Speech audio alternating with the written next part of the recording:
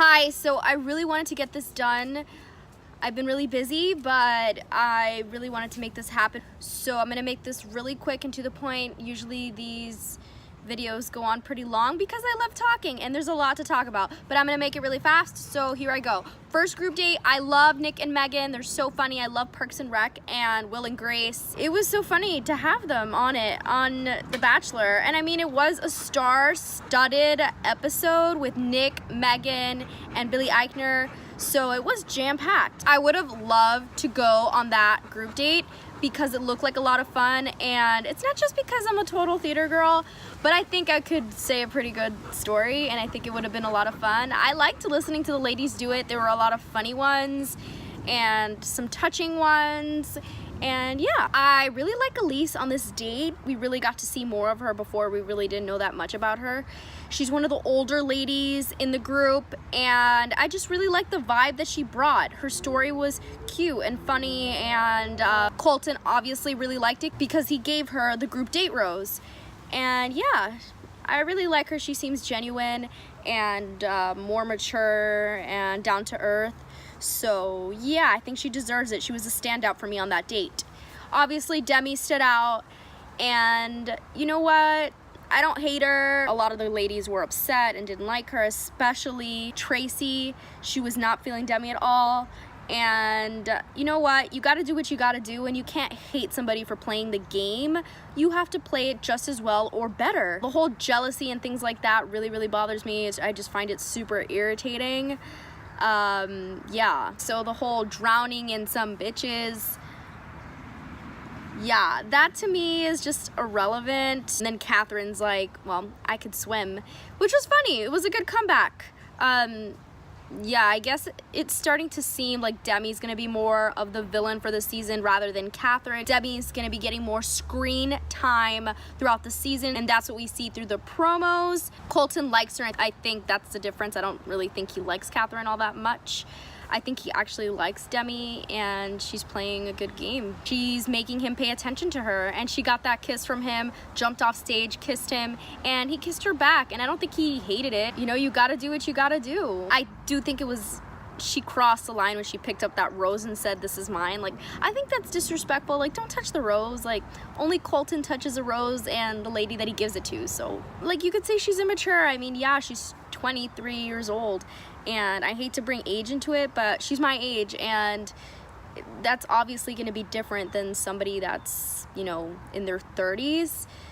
Even though, you know, there are really mature 20-year-olds and very immature 30-year-olds. Tracy's being punched in the face story was funny. I wouldn't have said that story, but that's what she chose to say, and it is what it is, you know? Maybe it was a cautionary tale, like, I'm okay with being punched in the face, I'll still get the dude type of thing. Maybe it would have been more of a threatening story if she said she did the punching. Yeah, those are my dogs. Guess they heard something. First group date goes to Alabama Hannah, and yeah, I was surprised it went to her. I mean, they did have a really good talk that we saw in the first episode, so I guess Colton felt a connection with her. She has the biggest smile I have ever seen, but I mean, she looks really happy. I mean, I hope she's not like a fake person, even though I hate all that drama she has with Caylin. I think it's so silly and but yeah, she was very in her head in that date, and it was very awkward to watch. I felt really uncomfortable. I didn't want to watch it. Like when they were doing a toast and she couldn't really come up with anything, like you could tell she just felt very like insecure and in her head. And yeah, I mean, she got better throughout the date, and then, you know, Colton ultimately gave her the rose. I mean, I know in the little promo that they show him like saying, well, if she doesn't get out of her head, I'm not gonna give her the rose. You know that ultimately she's gonna get out of her head and he's gonna give her the rose. So yeah, not surprised. The second group date was actually a lot of fun too. It was an overnight, which is awesome, which is pretty cool. I like that whole summer camp vibe. I actually never got to go to summer camp, but yeah, a lot of people really like summer camp. So I feel like I missed out on that. It looked like a lot of fun, the whole competition thing. Yeah, I like that. I mean, I like competition and I like watching it on TV. This one didn't get too competitive. I know in other seasons we have seen them get really, really competitive and nasty, but this one wasn't too bad. Billy Eichner, going back to him, I said it was a star-studded episode, and it was. He made that comment about Colton maybe being the first gay bachelor, and I died, like, dead from what. I can't believe he said that. And Colton reacted like so awkwardly, like, yeah, no comment. At the end of this, Colton could very well say that, you know, he decided he's not into chicks. So red team wins over the yellow team in the tug of war. That mud looked disgusting, gross. Honestly, the yellow team was filled with ladies. I really have no clue who they are. I don't even remember them. And the red team had a lot of the ladies that we know and have seen. So I think they did that on purpose. The Never Been Kissed girl, her name is slipping my mind, but I'm just gonna know her as that because it's easier.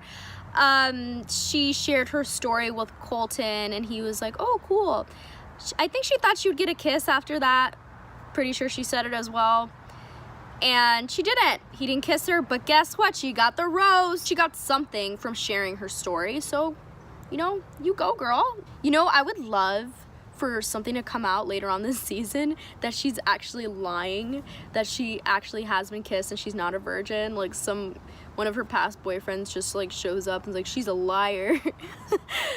Oh God, I'm awful. But no, I mean, I want to believe people are genuine and telling the truth, but that'd be pretty funny. She doesn't seem like she's lying. She doesn't seem like she's one of those people. Maybe if like Catherine said it, then I'd be like, you know, not that this girl is like ugly or anything, you know, but like still, she doesn't seem like she's like vindictive. Once we get close to the rose ceremony, the ladies are pulling out all the stops, and yeah, I hate all those little gimmicky things. I'm like, ew, so annoying, but you know, it's a show. You know, you gotta put on a show.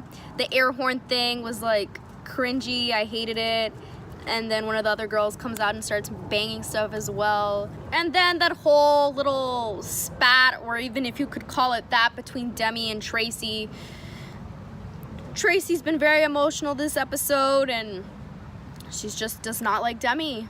I don't like that whole like pitting against the older ladies and the younger ladies, even though it's really just Tracy and Demi.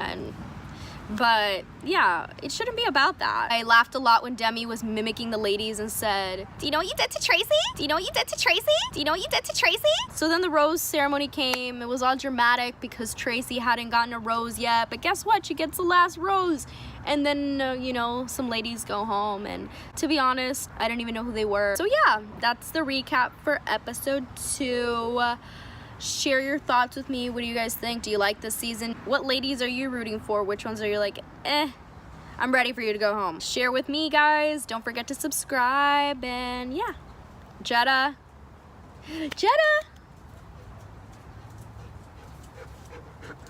This is Jetta.